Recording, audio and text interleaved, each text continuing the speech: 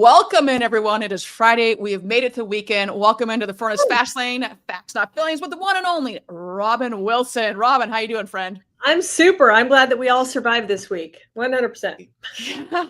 We were just talking offline that it was a little dicey of a week. Like, there's a lot of things going on, and some people lost their damn minds and need to calm down. Like, regardless, we're not a political show. Just calm down. We're all in this together. That's all I'm going to say. Like, Just please breathe, really. Just breathe, really. I mean, that's the advice that I'm just giving people. That I'm like, just breathe through it, and look around you and go, what really affects me right now today? And look around in your home, in your neighborhood, in your community, and go, what affects me? What can I change? Amen to that. Amen. So, for those that are with us right now or watching later on or whatever you're going to do, get your little drink. It's all good. Like, it's just take a breath. It's going to be all right. So there you go. Well, here's the other thing is I've got this one. Then over here, I've got like the massive one over here. So you just don't know which ones you're going to get right now. And we've got Jeff. Welcome to the show, buddy. Always good to see your bright and smiley face. And of course, Russell B. Hill. I love Russell. Oh, he is.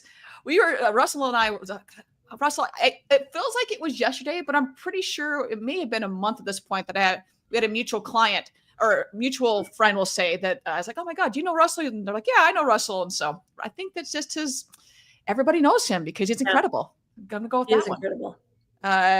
Just the facts, JK. Just, no feelings. Now we don't really do feelings, especially given my guessing. Feelings for Russell. I have feelings. I've caught the feelings, Russell. Oh, Russell, it's like, yeah, between the two of us, like, we don't really get into the whole feeling situation, probably to our detriment. Like, we just don't do that here. So, I know. To our detriment, for sure. Yeah, for sure. Oh, man. All right. So let's get this thing rocking and rolling. It is Friday. It is weekend is creeping up on us. And for those that haven't been following, my MacBook was the last MacBook that they had the Intel processor in. And if you don't know, the Intel processor sucks. And so I am going to get a new Mac after this. So I'm very excited. We're going to have a new Mac. It's not going to freeze so much. Have you seen the new one that's out right now, though? Yeah. Are you getting the Max one or whatever it is? I told Bev, I'm like, you know what? We need to get new Macs because these will be the last ones we buy in our lifetime because they're so powerful and they have so much space. Like, they'll be amazing. Yeah. So Russell, I don't know if it says you're buffering. I'm not sure hopefully we're coming through okay. I'm not looking, but I'm sure we're coming through okay. But no, it's the M4 chip. And so funny story with that. And then we'll get into this the episode that dropped, all that fun stuff. But I go into the Apple store probably a month ago and I was like, hey, they're like, oh, we already have the new Mac. And I go, no, you don't. And like, yeah, we do. I go with the M4 chip. And like, oh yeah, that's not coming out. I was like, okay, Apple, I love you. I shouldn't be more knowledgeable than your Genius Bar. Right. And so I had 3 different employees tell me that the M4 chip, I was like, yeah, it's coming out at the end of the year. And every one of them like, nope, it's not. Nope, there's been no announcement. So like 2 weeks later, they announced it, whatever. And I was like, oh, not to say I'm right, but yeah. So yeah, that's exactly I'm getting right now. I've got it's a 15-inch. I think it's 15 inches. Well, insert joke there, but insert joke there. Yes. So I'm going with those 14 inches because they're easier to travel with. And we'll just say travel with and leave it at that. So. Yeah, I'm excited. I'm excited about it. I've been hanging on to mine for mine is not crashed by any means, but it's had this orange spot on the screen that moves depending on how it moves around my screen. Like sometimes it'll be in the bottom corner down here and then it moves over to here. And it doesn't bother me enough that I have to do something about it. But yeah, sometimes I want new technology. Well, it is. And this is for also people that know, I am a parent very, very, very hard on computers. My younger brother jokes to me all the time. He's like, I've never met someone that has so many technology issues, especially given like your background. I was like, I don't know what to tell you on this one, but it is like a PC would not last me a year. And I've had this one since 2019. So I will give it the stamp of approval that it has lived up to me apparently putting it through shit. But the same thing, I've got to have like a traveling dual monitor because the screen on this one is like it just looks bad. And they're like, oh, it's because you dropped it. I was like, I didn't drop my Mac, but okay. Thanks for playing there. Yeah. Peter, good afternoon to you, buddy. Have a different magnetic field in them too. Sometimes that electronics just get fucked up around them. And it's like, there's no explanation for it. They just have different magnetism in them, I think. That's what I think. Yeah. So I'm very excited. And it's got, like you said, it's super, super powerful. And I think between the two of us, have so much shit on our computers that it's like I constantly have to offload it. It's like really nice to just have a terabyte, because that's why this is my phone. I got the terabyte, and it's like it's great because there's so many photos and videos and what have you. So yeah, and I don't want to have to worry about moving them somewhere. Why do I have to consider that? Yes, So I'm pretty stoked about that. So actually, before we jump in, we were talking about this. Mac is durable, and 100% it is, Jeff. Yeah, and it's when I made the switch to everything Apple. The Apple ecosystem has been. I didn't think I'd ever say this, but I absolutely love it. Being able to, it just makes life so much more seamless, and I've saved so much time versus trying to download something, move it over here. The copy and paste function when it works is phenomenal. So yeah, I'm pretty excited about this. I'll tell you one of the things too, when we built our office, like it was in my goal book that I wanted to have a Mac on every desk. Nice. Out in the BDC, right? In my BDC, I wanted a Mac on every desk. And I have them on every desk except for the stores that have Pro Macs. And then I have PCs there because it's internet. Pro Macs. Peter, I'm a slave to Apple. Yeah, very much, man. It's things that I never say. And those that know me before, like was very much, I love my Android, love my Note, just a little stylus and everything, and then made the switch, and it's been really nice though. And before we jump anymore, just real quickly, I have not done a whole lot of announcements of this just because it's been kind of putting last minute pieces and everything together. But we do have MRC next week. We will be broadcasting from the Dealer World Dealer Funnel booth. And we're doing a little bit something different this time. So normally it's just me interviewing guests, and Dan and I are going to do like a little monkey in the middle. So for those who don't know, Dan Moore here, my very good friend here, and we're just going to, probably torture people. So I don't think it can be much funner, which is not even a word, of us, Dan and I, torturing people. So I love the monkey in the middle. Yes. He's like, I got this idea. I was like, dude, shoot, bring it. He's like, okay, we're going to do a monkey in the middle. I was like, all right, let's roll with it, man. I love it. Yeah, so we will have, it should be fun. We'll, the dates, so you all know it's next weekend is MRC.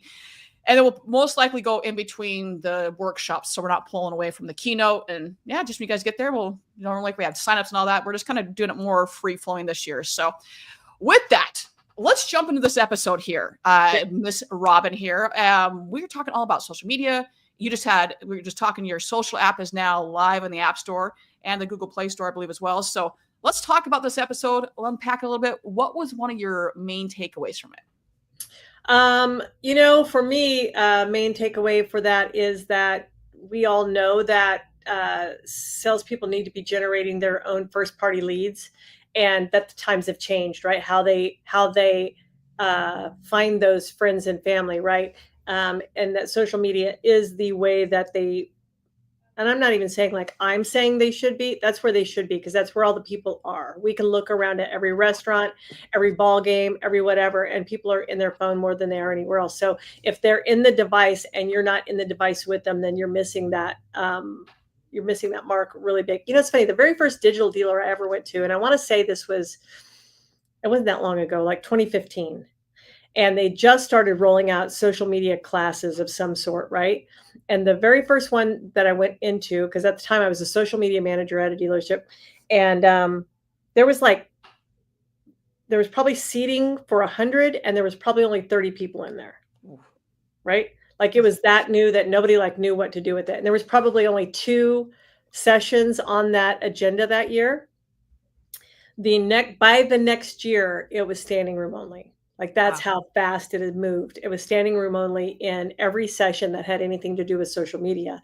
And that's and we're talking like at the dealership level at that point, right? It wasn't like salespeople were not expected to be savvy in that. Well, now we're looking at 10 years later, and salespeople have really got to get up to speed and start using that as their Rolodex, as their pager. I don't know how old you people are that you're watching this, but all of the things at the yellow legal pad. So my takeaway is that your salespeople need to be generating first-party leads, first-party traffic, and it's got to come from their social. Amen. And so for those that are watching right now, and I know that Russell made a comment earlier, if it's buffering, if anyone's having issues, let us know. But I'm curious, inside your dealership or inside your company, what all do you guys do to stay social? Because especially in our industry, we get so enamored, and not in a good way, with just shoving lease specials and, hey, sell from us, buy from us. I can tell you right now, like there's no way in hell that I'm going to follow someone that's just going to continue to pitch me. Like it's not going to do it. It's not why we all go to social media. It's to be entertained. It's to be educated. It's to Zoom, like to do something to get our mind off other things. It's not to be told, come buy from us, come buy. Like that. No, that's just not going to happen. So I think that too, I do believe that that's something we need to focus on more and more is just, and I feel like we say this all the time, like, oh, you should be social, but yeah, but how many times you and I've done so many presentations on this of, Jeff, it's always your birthday, buddy. Glad. Thank you very much. Jeff, are you having any issues? Happy birthday. It's his birthday every day. It's every Friday. It's his birthday. I love it. I actually think, Jeff, your real birthday is like June 12th or something like that. If memory serves me. I don't know why it's seared in my brain. I thought it was in June, I think. Correct me if I'm wrong on that one. But yeah, what does everyone do to stay social and to not feel like you're just doing whatever the OEM tells you, or, hey, I'm just doing this because I have to? There are certain states that I know that are very strict with what you can and cannot say as a salesperson because you're in essence representing the dealership. So what are you doing? I mean, there was a hilarious one I saw a couple weeks ago. I don't know if you saw that. I'm pretty sure it went viral. There's this gentleman, well, I'm going to guess he's in his 50s or 60s. And it's first off, it's like him looking off at it's a bodybuilder competition. And there's a white guy and there's a black guy. And black guy has a very revealing Speedo on. Did you see this at all? I don't think I have. Yeah, man, it's so funny. And he's like looking at it and he's like pointing, he's like, speaking of packages, and then goes and like to tell you what the commercial. Like, that's what I'm gonna watch. Well, and I think a lot of dealers are afraid, and I've seen this happen this week, right? So you're watching this right now. This is in election week, right? So they're afraid of their salespeople going rogue and doing something stupid. And trust me when I tell you it's gonna happen. They're gonna do something stupid. People are gonna be mad, gonna screenshot their thing and go, this blah blah blah, whatever, right? So I think the fundamentals of them understanding what they should be doing on social media if they are in sales. And I've had conversations this week with people who are, and mind you, like the word influencer is stupid, right? But if you have influence and you're on social media, then really you are an influencer, right? Whether you have 10 million followers or you have 1,000 followers, you're influencing somebody. So you have to take that with a level of responsibility and go, am I willing to alienate half of my public? Matter of fact, somebody sent me your episode today in a text message or in Messenger, and they said, I wish I had listened to this before I posted on Wednesday. Oh, and so knowing that you have influence, you're building an audience and people are watching you, that responsibility is important. And you really at the dealership level have to a culture from the top down and go, look, this isn't within our culture. And most people have like a social media agreement somewhere in their employment contract with them. And if at some point when I was at the dealership, I've had to go to salespeople a lot and go, take that down now. And do some damage control, but the good outweighs the bad that they have the potential to do. And so, the ones that are turds that you're going to have problems with, control them as much as you can, but keep an eye on their stuff and make sure that they're not putting your dealership in a bad light. But really, you want them out there creating those first party leads is the big and little of it. Yeah. And it is. And I think that too often, I believe that too often is to your point. And I know we said this on the show as well, is that there are certain topics. I'm not saying you don't talk about them. Well, like maybe I am saying that, but just understand what you're wagering on this is that at least 50% of your audience is going to hate you and at least 50% is going to love you. So unless you are willing to sacrifice that, and if you are, please tell me what you're doing and maybe we can switch jobs because I personally can't afford to lose half of my audience. Like there's just, I would never do that. I call that digital exhaust. I like that. I like that. Okay. I see you. Yeah. So regardless what you do, just don't be an idiot. Like it shouldn't, don't be stupid. So, we also talked about different platforms. I'm just gonna let you run with that one. Well, they all have their different, yeah, but they do need to have that. They need to have something in their employment contract right there. They need to have something written and signed when they get hired. That is a version of a social media. It's kind of like if you were an athlete and you're signing a morality clause, right? Yep. This is what our core values are. Please understand anything that you're posting about this dealership will have to fall within this morality clause or whatever it is. Back to platforms. There's a million of them, right? I think for salespeople, whether I don't think they belong on LinkedIn. I'm not going to buy a car on LinkedIn. I'm not going to be finding somebody on LinkedIn that's going to sell me a car. So that really is that's really a B2B platform. You're not looking for B2C, business to consumer there. And my ideal, and it's not like the end all be all, but my ideal right now is still the biggest platform out there, which is Facebook, right? Yep. So if we look at how many billions of monthly recurring users, active users that are on Facebook worldwide, we're looking at 3 billion monthly active users. That's crazy. Okay. When I broke it down to the US, the number was in the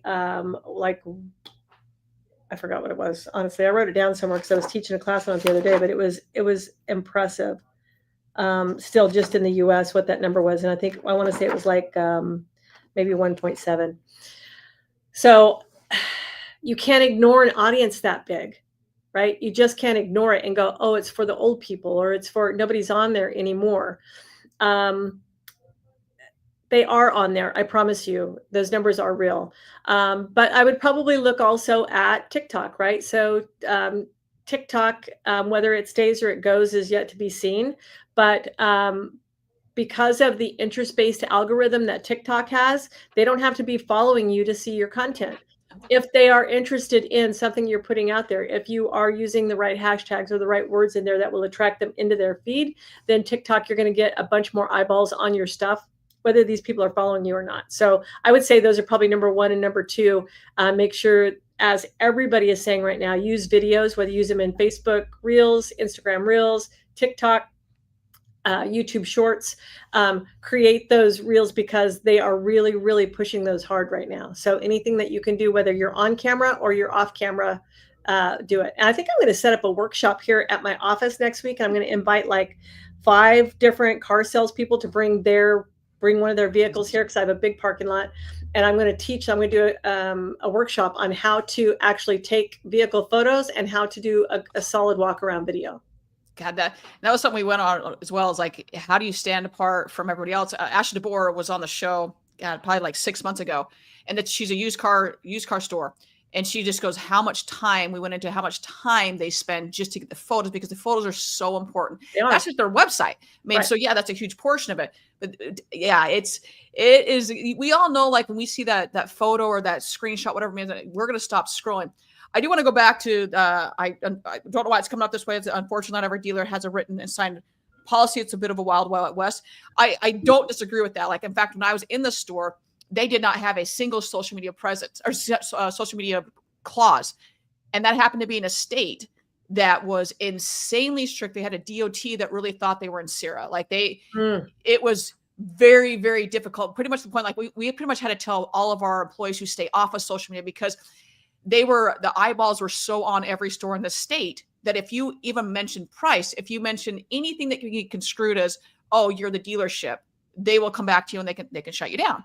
So it was a little dicey there but I'm like, we have to have something in place, because I'm seeing employees just randomly offer up cars. There was an ex-employee that actually went on and made his own website and called it XYZ Cars, and it had the dealer's name in it. And he was doing this for every dealership he'd been at previously in the surrounding area, and then grabbing inventory, like screenshots of it, and throwing prices up there. So he had a whole website. I was like, oh my gosh, this is so. So no, they're definitely like that. To your point, it's a wild, wild west, but it needs to be done. Mm-hmm. Cannot stress enough. And your followers and non-followers, I do like that point as well, because for those that are on social media, I remember this was like, probably like 4 years ago. I was watching some YouTube video and how important people believe that their followers are on YouTube. And he goes, he had like 10 million followers or something like that. He goes, I can tell you that 90% still of my views come from non-followers. Mm-hmm. And so your stuff is still going to be put in that feed, whatever that means, whether that's YouTube, whether that's Instagram, whatever it's going to be. And I can do the same thing. Like, I know on certain platforms, I'm going to get more eyeballs from followers, but the majority, they're not following me, mm-hmm. but they're still seeing it. Yeah, and I don't even care if they are. Like, those are vanity numbers anyways. Oh. I don't care if you're following me, if you like me, you don't like me, you like my page. I don't care. I care that you see the content and that I can get you to engage with it. Mm-hmm. I can get you to engage with it, then you're going to get more of my content. So my goal every day is, and I don't like clickbait. Like that's not what I want. I No. want to provide something that's valuable enough or funny enough or snarky enough that you're like, yeah, me too, whatever, blah, blah, blah. And I was with training one of Jen Suzuki's classes this week, and we were talking about that. We're like, look, let's say in I've got this book right here, right? So my creative team is going through Great book. Reading Attention, right? It's a great book. I've read everything that Gary has written because he has always got his finger on the pulse of what's coming next. And in there, he talks about cohorts. And to me, I call them tribes. They're tribes of people, right? They do this right here. So when you're serving up something, for example, let's say that you're a car salesperson and you have a second grader that plays soccer, right? And you decide to make a post about Kelly, your little second grader that plays soccer, and this is her in her uniform and her little shin guards and everything, and she plays for the Wombats or whatever they are, and you're like, drop me a picture of your little soccer player below, right? First of all, that's a huge, great call to action because everyone wants to show you a picture of their child also. And so the cool thing that's going to happen is that you're going to comment back to every kid and go, oh my God, we played that team last week. Oh my gosh, we had a kid that plays that position. And what is their position, right? So that is not just the gold. That's the silver. The gold comes when after you have about 40 comments on that post right there is now taking that Kia Carnival that you have on your lot. And I would probably put 5 to 6 soccer balls in the back of it, use the remote to open it so all the soccer balls come out, right? Because now your cohort is soccer moms or soccer dads between 30 and 40 or whatever age range they are. And you've primed the pump for the soccer parents because you asked for all of those pictures of the soccer kids. And now you're going to show them the Kia Carnival with all of the soccer balls falling out of it, right? And it will relate to them because you already queued them up because you knew they were soccer people that followed you today because they all shared pictures of their soccer kids. And now it's irrelevant to the cohort that you baited in for the day. And I know that it can seem complicated to think about this and this equal one buyer, but it does. So, I wouldn't make the tattoo post, show me your tattoo, and then post a minivan. Oh. You know what I'm saying? That would be a disconnect. And the people that I served up to be like, why am I seeing this stupid crap in my feed? So think about, and you only have a small window, right? So think about if today I'm going to attract this cohort or this tribe of people, these hashtag soccer moms, then what vehicle am I going to show them? Because they're going to play with me when they give me the picture of their kids. So what am I going to give them that I want them to see? Amen. And I do love that for those that haven't watched the episode, well, go back and watch it later. But that was a really good one. Like, show me your best tattoos, and that was just a different recommendations. And it is like having those little things I'll use your word to bait them in when it's not a negative thing, but just think like we all know that like heaven forbid we happen to whatever we're talking about is going to now show up in my feed here. Doesn't mean I'm necessarily going to go follow it, but if I know that if I'm scrolling at something and we all been there where we get stuck on something, it's like some dancing squirrel. And the next thing you know, you've got like 8,000 dancing squirrels on your feed. Like that, all these algorithms do the exact same thing. So why not do it yourself? Right. Yeah, we want to feed the machine to get the people that we want, right? So if I worked for a Ford dealership or a Dodge dealership and we had these badass trucks, whatever, I'm going to think about who is that cohort that buys that truck. And then I'm going to go precede this post about this badass Ram. And I'm going to precede it with who's my audience. And I'm going to create something that would be interesting to them before I show them the Ram. Amen. And I also like that we got into a little bit like you putting like your own like dollar amount on, because everyone, I understand like it is free to like your friend's post, to comment on it. We were just kind of breaking it down a little bit, like what a like is versus a comment versus a share. If you really want to help out your colleague or your friends, comment or share. Like liking is great. We're not going to complain about that, but there's just a little bit more weight behind it. It's been said by every single social media platform. There is more weight when you comment and share. Right. I always relate it to coins, right? So if a like is worth a quarter, then a comment is worth 50 cents and a share is worth $1, right? And so just kind of think about that, and think about that whenever you are a salesperson or even a dealership that's posting. What is your call to action asking them to do? If you're not asking for anything, they're going to give you a quarter. That's all they're going to give you. They're just going to give it a like and move on with their life and think they did a good thing because that was interesting, but you didn't ask them to participate in this post, and so then they won't. Yeah. And even like, my video editor and I were getting in a conversation just of like how this is a while ago, but just how the trends have changed so much and just how people are liking less, which is, I think for like you and I'm like, oh, I still like stuff all the time. Like, I know, one, I'm helping them, but two, it's like, oh, you put a funny thing up, like you made me laugh. Fantastic. But when I went back and looked, I was like, oh yeah, no, 100%. I see the same thing. It's just like the likes have went down. People are still viewing it. I mean, if you go look at your last Instagram or Facebook story, how many people viewed it versus how many people gave you a thumbs up? It's way minuscule, and it didn't used to be that way. So yeah, take the time to, if you really want to help somebody, comment it or share on it. Anything else we've missed here? No, we're in the second to last chapter of this book, and one of the things that was really cool, and I didn't quite get it whenever we were first reading it, is to do like almost a carousel on stories.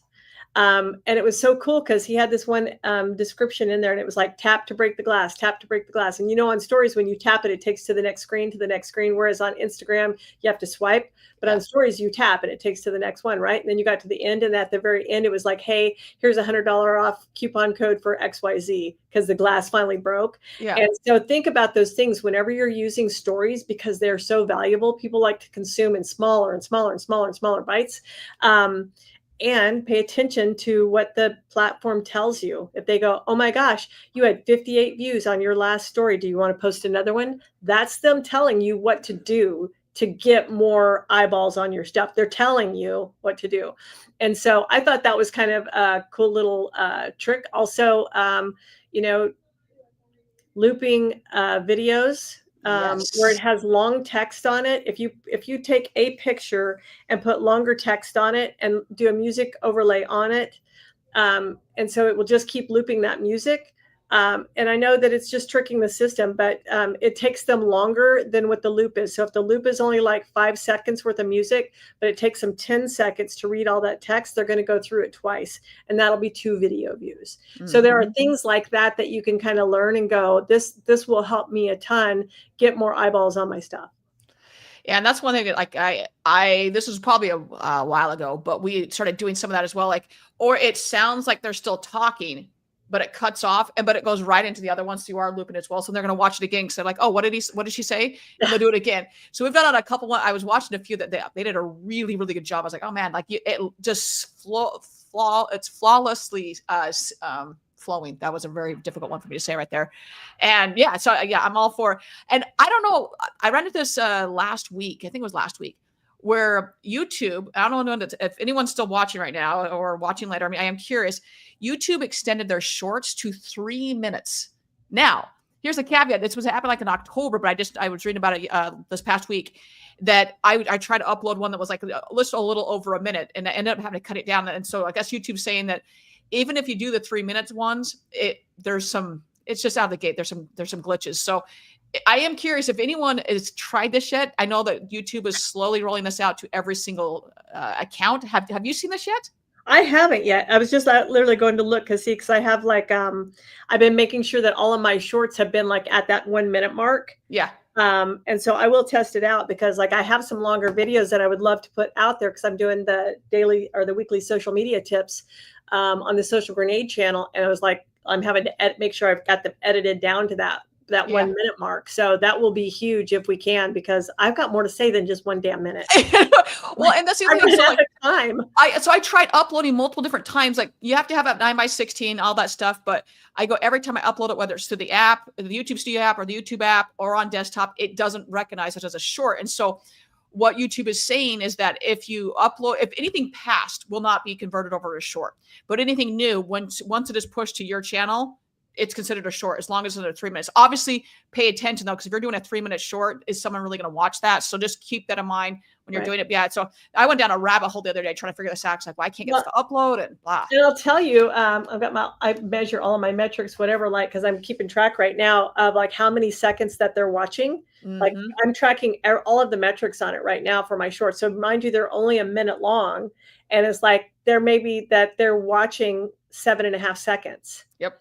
And so like it is so important that whatever you have to say, like even The experts will tell you your first 3 seconds are important. I'm telling you your first 1 second is important. Yeah. Your first 1 second has to be that, because otherwise they're just it's going to move on again. So that first 1 second to get them to stop, because you want those views to go on longer. I mean, if it's a 1 minute video and we can't capture them for 1 minute, why did we lose them so fast? So, hey friends, that's a second. That's way too much. Yeah. And nobody gives a crap. Hey friends, right? No. You have to tell them what you're going to tell them right off the bat. Oh yeah, it's so true. So before we wrap this up here, I am curious, not curious. You've got a new app here, Social Grenade. Tell us a little bit about it. I do. So because we've been dealing with the salespeople, and I really want them to be able to succeed, but I know that their struggles are, okay, I eat, breathe, and sleep social media, right? It's my job to be a student of social media. It's my job to read the books, to take the courses. I'm in a YouTube course right now, but it's not their job. It's their job to sell cars. And so the handicap that we've given them, going, you guys need to be generating your own leads on social media, and they don't know how. And I finally get it, because I used to go teach them. And so now what we've done, it's a 3-step process. In the app, I have graphic designers on staff that have created all of the engaging posts that go in there, the stuff that will stop the thumb scroll, the stuff that will get that cohort or that tribe, right? That'll get them to stop and participate. I've already built it. It's into the app. They literally open the app, click on a category, pick the post they want. The caption's already written for them. They can edit it if they want to, and they post it to Facebook. That's the first part of the app, right? The second part is they get a daily text prompt that tells them what they should post today. Hey, it's Monday. Today would be a great day to kick off a Facebook contest. Go to the contest tab in Social Grenade, grab one, blah, blah, blah, get it going, right? Or it's Wednesday. It's White Car Wednesday. Go do a walk around video at the dealership of a white vehicle that you guys have for sale today. So we're mixing it up between the dealership stuff and the engagement stuff, because we want them to use the strategy behind that so that they can generate conversations that will start maybe a car buying experience, right? It always starts with a conversation. So we've got the app that has the content in it. We have the daily text prompts telling them what to do, because even though they have it, if you don't tell them what to do, they won't do it. Then we have, for the GMs and the dealer principals, I have the magic sauce for you. I have a performance manager. Performance manager is going to be the person that manages your sales team. And twice a month, we'll be contacting you via email, via call, however you want it, and going, hey, your salespeople are doing a good job, except for these 3 right here. So they haven't logged in. They haven't used the app at all. Are they still there? Have they been fired? Did they quit? Or they moved somewhere else? Do I need to add 3 more people in there? Or do I just need to do some more training with them and get them going again? And so you will have that constant management happening for you. So you're not having to keep worrying about who's managing these people on this app. What are they doing on their social media? Are they using the tools that I bought them? And so you will see really quickly, we ran it through beta we ran a beta group for over 6 months and saw their engagement go up over 600% on their personal Facebook profiles. That's nuts, man. Crazy. It was insane. I mean, they were just like, holy crap, we didn't even know this was possible. That's amazing. Okay, so for those that I'm not sure what's happening today, we're getting a lot fewer engagements today. So it's obviously not the amazing talent up here. So maybe we're having a glitch or something here. But for those that are wanting to know more about this, how do they get in touch with you? Really just, I will just give you my my phone number to text into. You can text into, hang on, write it down. I wrote it down. I'm so proud of you right now. I'll give you my cell phone, 417-629-8006. Just text me and I will connect you with you, or I'll answer whatever questions that you have, or I'll walk you through a demo of it, or we can just chat all things social media. And if you want some help, and I'm sure that Brooke can do it too, with developing that social media blurb that needs to go into your employment package, by all means. I've helped dealers with it before, and I'm sure Brooke has too, to get your safety part for your dealership first. Yes, and please know your state laws before you write that. That's all I'm going to say. So, all right, well, Robin, it's been such a pleasure always catching up with you. You and I always have some fun, to say the least. So thank you so much for everything you're doing, for being a part of the show, for just helping the industry be kick-ass, man. I just super appreciate you. I love it. Thank you, girl. All right, everyone, y'all know the drill at this point. Find a way to serve today. Just do something to better someone's life today, whether it's opening a car door, or the kind smile. Just do something to breathe the joy in somebody's life. With that, everyone, we will see everyone out at MRC next week.